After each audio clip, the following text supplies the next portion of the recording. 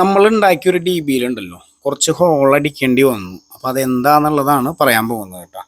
രണ്ടാമത് ഹോൾ അടിക്കുക എന്ന് പറഞ്ഞാൽ ഇത്തിരി ബുദ്ധിമുട്ടുള്ള കാര്യമാണ്. അപ്പോൾ നമ്മളൊരു പലകയൊക്കെ വെച്ച് സെറ്റാക്കിയിട്ട്, കാരണം സെൻട്രൽ ലൈൻ കിട്ടില്ല, അതുകൊണ്ട് ചാടി ചാടി പോവുള്ളൂ. അപ്പോൾ നമുക്ക് ഇവിടെ ഇവർ ഇട്ട് തന്നിട്ടുള്ള ഹോൾ 22 mm ആണ്. നമുക്ക് 25 mm വേണം അഡാപ്റ്റർ ഇടാനായിട്ട്.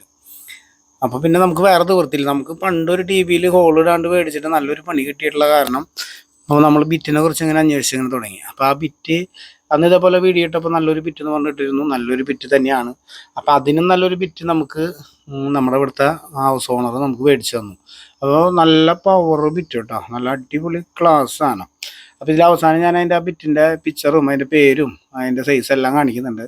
അപ്പോൾ നോക്കിയിട്ട് പറയാം, നിങ്ങൾ ഇതിന് മുന്നേ ഉപയോഗിച്ചിട്ടുണ്ടെങ്കിൽ പറയാം. നല്ല അടിപൊളി ബിറ്റ്. അപ്പോൾ ഞാൻ ഈ വീഡിയോ എടുത്തതിൻ്റെ മെയിൻ ഉദ്ദേശം എന്ന് പറഞ്ഞു കഴിഞ്ഞാൽ ഈ ബിറ്റ് നിങ്ങൾക്ക് പരിചയപ്പെടുത്താന്നുള്ള ഉദ്ദേശത്തിലാണ്. നല്ല അടിപൊളി സാധനം. അപ്പോൾ ഹോളൊക്കെ പടപടാന്നായി അടിച്ചു.